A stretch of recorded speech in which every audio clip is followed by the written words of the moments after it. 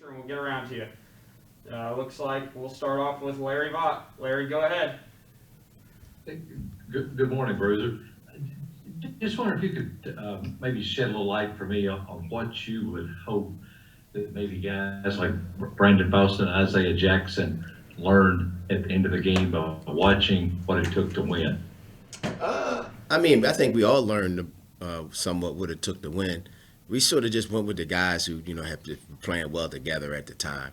I think that's the big thing. It's not a deal of, we just didn't have them in the game, but that group was playing well together, so we went with it. Those guys were great on the bench, though. I mean, that's the biggest thing right there. Like, BJ and Isaiah they were great with the other players. In the end, all we want to do is win the game. I think that's the biggest thing right there. We've lost some tough ones like that. It's been disappointing. But for us to come and pull it out after losing some tough games like that's what it was all about. And those guys, I'm sure they wanted to be in the game, but they understood the situation that we were trying to win the game, and that was the best group to be out there with.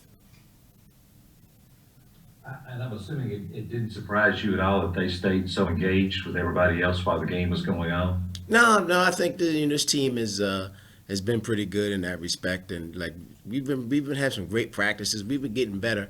We just needed some results, you know what I mean? So I think, we're excited that when we were in the huddles, the guys, that's all they talked about. We're going to win this game. We're going to win this game. That was one of the biggest things. So everybody was in the huddles talking about that. So I think the guys just wanted to, show that, we want to see some results of some of the hard work that we've been putting in.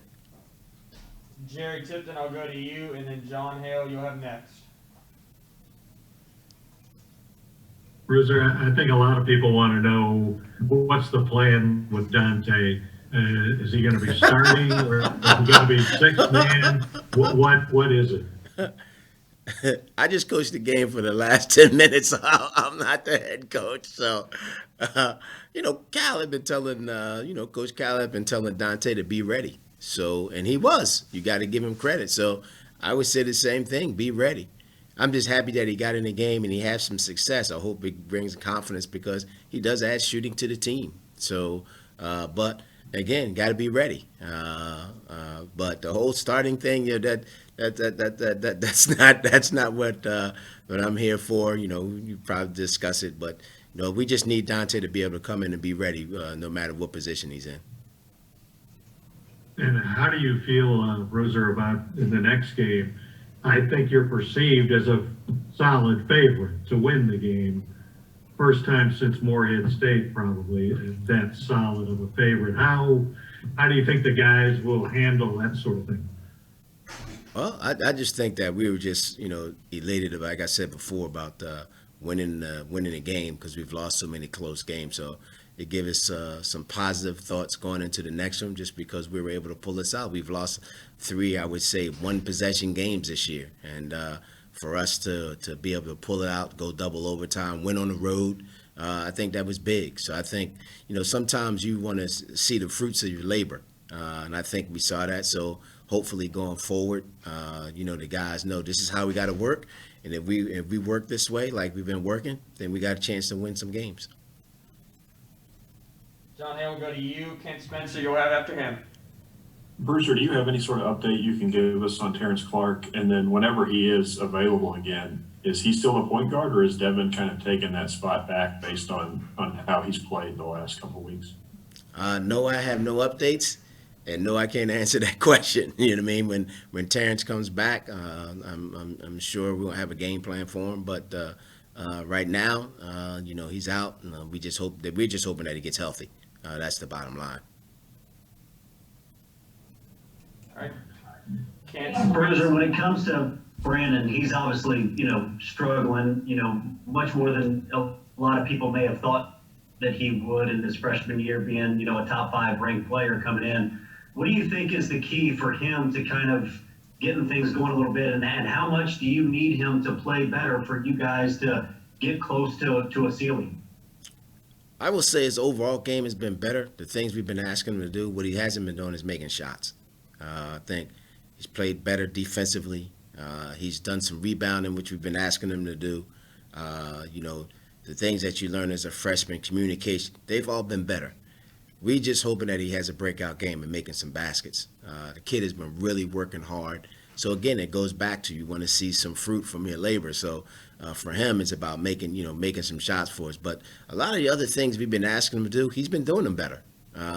They might not necessarily, but they have been on the scoreboard because he has been rebounding the ball a little bit and he hasn't been turning the ball over. So those types of things that we've been talking to him about have been a lot better for him. Just, you guys just look at it whether or not he's 9 for 11 or 1 for 11. But a lot of the other things we've been asking him to do, he has been able to do it. We just hoping that he can start knocking some shots down because he's been working at it. Kyle Tucker, we'll go to you, and then Jerry, I'll circle back. Yeah, Bruiser, I hopped on a couple minutes late here, so I hope you haven't been asked this, but I wonder, just as a staff, what you guys' reaction has been to the way that Devin handled the early struggle, being asked to step back, move off the ball. That was sort of probably a hard pill to swallow, and it seems like he has just sort of totally put his head down and gone back to work and just gotten better. One thing, he's never stopped working. I've said that before about the kid. He's one of the hardest workers I've ever been around as a coach, period, in all my coaching career.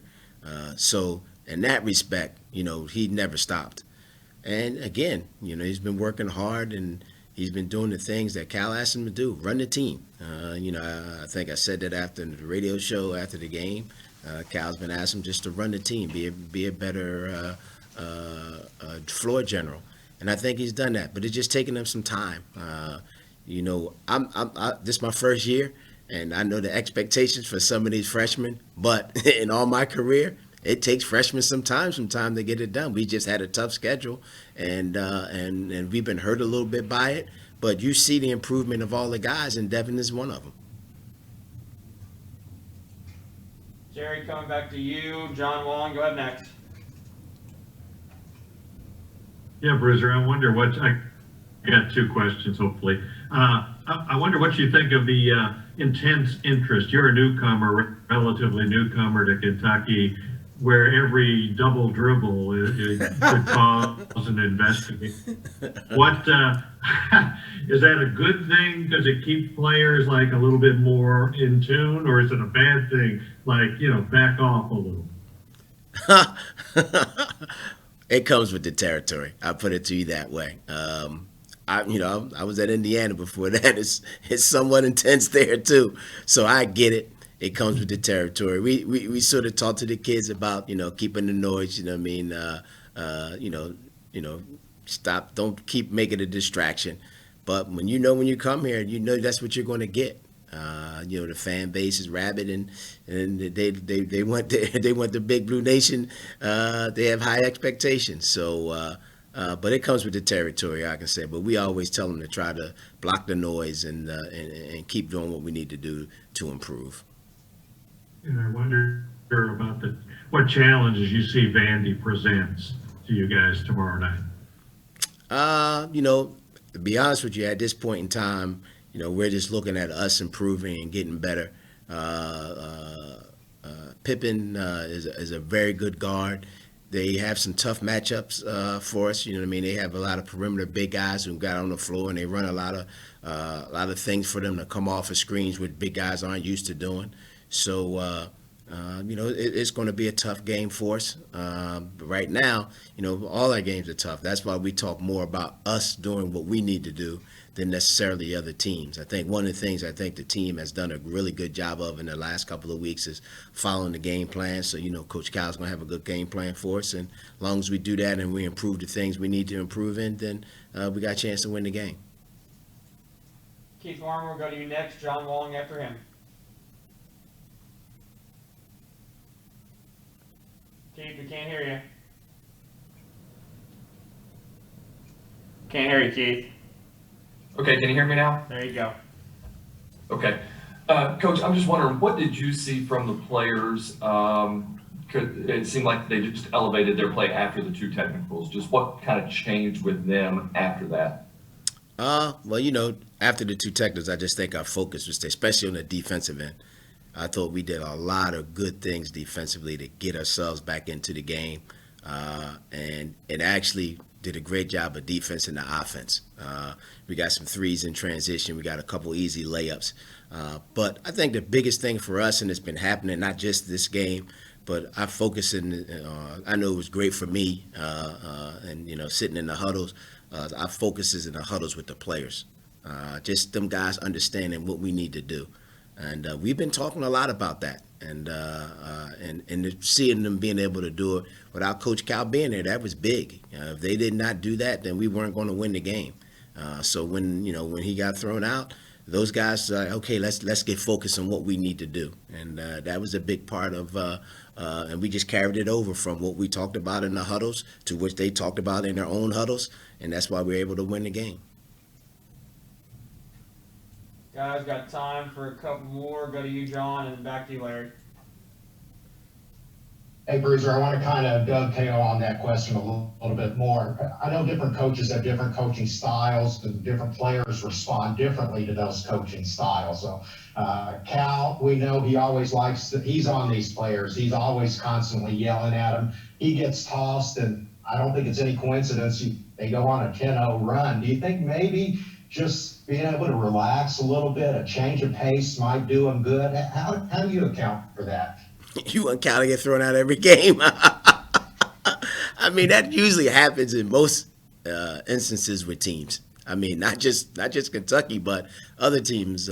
Something like that happens. Usually, the teams, which is good to see, they regroup and they get themselves together and they sort of go on a run. That usually happens with most teams. I remember watching one of the games when I wasn't a coach here and actually speaking to Cal in the locker room when he got kicked out. They came together, they came back, and they won. So that's one of the things that they've done here a few times. So I'm sure you've seen it before. But I mean, hey, and, it is what it is. Like I said, you talk about a Hall of Fame coach, and he's prepared those guys to do what we need to do to be able to win. And like I said before, those guys said, okay, we know what we need to do. Let's go out and do it. So that's what we did. Larry, go ahead, and then maybe one more after that. So Bruce, just wondered if you could talk a little bit about Lance Ware and the progress that he's making. And also, did you know John was going to get thrown out? No, I didn't. No, I didn't think he was going to. I don't think he turned to me and said, yo, Brew, I'm going to get kicked out of the game. But I'll be honest with you. I thought they had some moving screens. I mean, maybe I might get fined or something. But it was a few tough calls out there. To be honest with you, during the game, that I understood why he was on the referees a little bit. Lance is one of our smarter players as a freshman, and he just does what we ask him to do. I think that's just as simple as you can get. We ask him to rebound the ball. We ask him to play with some physicality. He's not trying to score every time he catches it. He's a great screener. He's good with the ball and makes good passes out to people. So he's making progress because he's doing what Coach asked him to do. And Coach Cal asked him to do simple things, and he's doing them. And he makes a difference out there. He's pretty smart out there. He does a great job in being in the right position. So, and because of that, he's making some progress. But I think you can look at all the guys that way. You know what I mean? Again, they're young, and it just took a little bit of time for them to get where we needed to go. But we still got some ways to go. All right, guys. Appreciate Brew joining us. Give me just a moment here, and we'll get Devin Askew in here for you.